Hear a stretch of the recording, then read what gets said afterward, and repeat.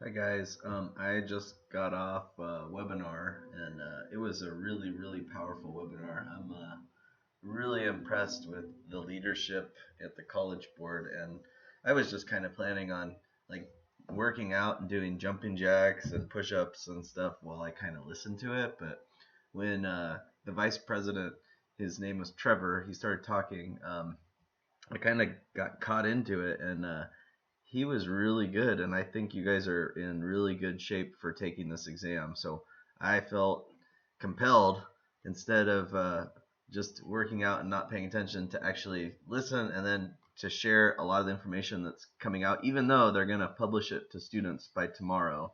Um, but I just wanted to give you guys an idea. Plus, I'm practicing all this recording. So, anyways, here's what I learned from the presentation. First, the exam is they basically can't protect against open book, open notes. So they know that that's basically going to be it. They were really careful to say, like, you won't be able to Google things. You won't be able to like go to Reddit and search around or look for answers or anything like that. So they're trying to make it where um, you can't access, like, basically they're changing the questions so that there's going to be no outside like answers anywhere that people will have posted from previous years or anything like that. So they've tweaked it that way. They are adamant that they want to make sure you guys have a way to take the test. So if you need technology in the school district, I know we're behind, and you need, say, a computer, they can provide that, and you need to contact them immediately. cb.org/tech. It sounds like they could probably, I'm guessing they would get you a computer, like something, but I'm not certain. They didn't talk much about that. I think you'll be fine taking the test in different ways. I'm going to talk about that in a second. So a laptop isn't necessarily mandatory, but they said that they could provide it. There will be no multiple choice questions. I'm going to put a little check mark by these as I go. No multiple choice questions. It's the AP Chemistry one is structured 25-minute question and a 15-minute question, and they're really smart. They're going to have you upload your answers. Okay, and what that means is basically you can take a picture with your phone of your written out responses to a question, and then you'll be uploading them using the device. Now, there's some clarification. You will have to receive and send your answers from one device. So if you want to do it on your cell phone, you can do it entirely on your cell phone.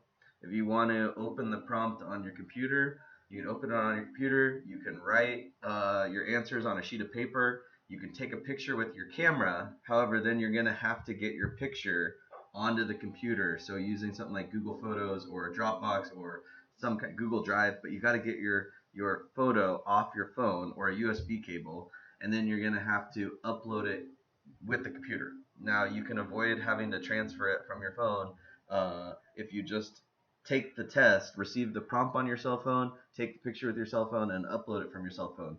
But he did caution that some of the prompts will be harder to read on a mobile format. So I, if you feel comfortable, I would try and take it on a laptop, and as long as you can move pictures from cell phone to laptop. He also said they're going to provide simulations on how to do this, where students can test the upload procedure. So that's coming in late April. There will be a timer on the screen. You can turn it on or off. If it's making you feel anxious, you can hide it, and then you can bring it back up when you want to know. But all the questions have to be answered in the certain amount of time. Otherwise, your test is not valid, which makes sense. We talked about the handwriting. We talked about the simulation. It was a little creepy on this part of the presentation. Let's see if I can not do that. He said that there will be no uh, being able to race to Reddit or use other online resources, and that they're going to employ a variety of methods to try and catch cheaters. So he didn't tell us how they're going to do it, but he was a little scary. It felt a little 1984. They're going to like be able to monitor you and figure out how who's cheating. They also a little threat, but smart. If they catch anyone cheating, your that the fact that you cheated will be reported to any colleges that you apply to. They just want to really discourage any students. I'm not worried about you guys. I just was impressed that they've thought this through. They want to really deter this. So any cheating will be reported to all schools that receive your PSAT scores or SAT scores.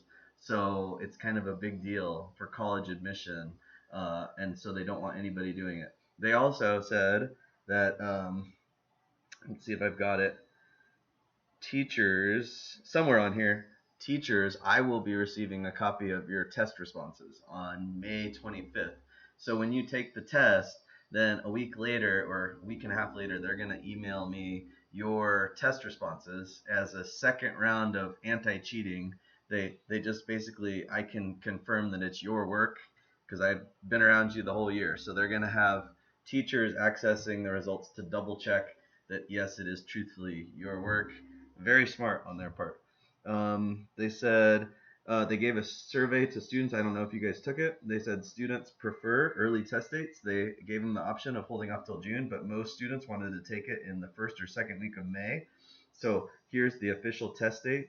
Ours got pushed back by 1 week. It is AP Chem's May 14th. It's a Thursday. Um, and that is the primary test date. They did say that there's going to be a makeup test date, which they don't want to bank on, but it is still there. That'll be in June. I foresee you guys, you have plenty of time between now and May to prepare for the test. May 14th is a perfect date. They said AP Live is going to keep continuing on YouTube, and now that they've finished the content for AP Chem, like in terms of covering some of the stuff from Unit 8, which was even old, they're just going back and reviewing, and they're going to focus heavily on exam prep type questions, exactly what we're going to do. So it's a great supplemental resource, and they're working really hard to make sure that you guys have a bunch of resources and a bunch of study guides and a bunch of support to prepare. Let's see. They said basically they were all about, they're a nonprofit. I didn't know this much about CollegeBoard. They really want to see you succeed. So they're spending a lot of money. They're spending their contingency reserves, millions of dollars trying to prep for this year's on at-home exams. They want to see you succeed. That was like the biggest thing. They want everybody to feel comfortable taking the test, and they really want to give you guys the opportunity to earn college credit. They understand though if you really can't take the exam because you just don't feel comfortable already, they understand that too. But really they're there and they're working hard and they want you guys to try this. And so they're doing everything in their part to make this successful. They also wanted us to know that all the AP classes, especially, and I'm just looking at ours, we put in a lot of work this year, and we want to follow through with what we've started and planned for. And I hadn't given this much thought, but he talked about schools who make it mandatory that students take the exam at the end of the year, and how that empowers a lot of students who wouldn't feel comfortable and wouldn't necessarily want to sign up for the test. It empowers them to like actually work towards a goal. And so I'm going to advocate in future years that our school district makes them mandatory. If you take an AP class, you should have to take the AP test, and it takes a lot of the decision making out of it, and it empowers students to just work towards a common goal. But anyways, we put in a lot of work, so I'm excited for the test now. And then you have to submit on the same device. We talked about that one. And we talked about you can view and submit with the computer as long as you transfer the pic to the computer. Other than that, they're going to post a lot of information on their website over the next few days. I'm going to stop the recording now because it's been less than 10 minutes.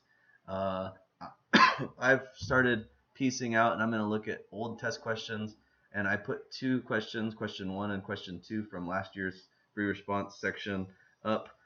Let's go through those on Monday if you're available, 10 a.m. again, and I will talk to you guys. If you have any questions, feel free to use Remind or email me, and I'll try and answer them. But just watch for more information to come, and I I just was really impressed, and I think you guys should look forward to this year's test process. It's way different.